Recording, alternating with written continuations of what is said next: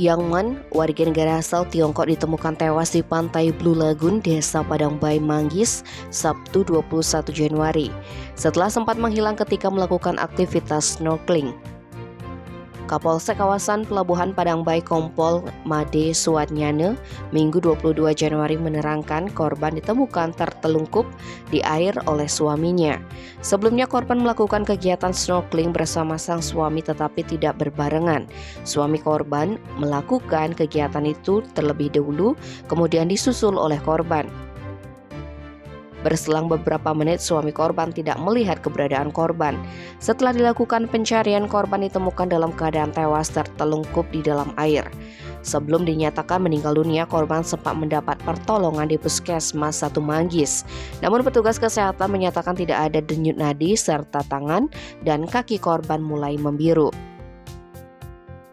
Tim Bali Express melaporkan.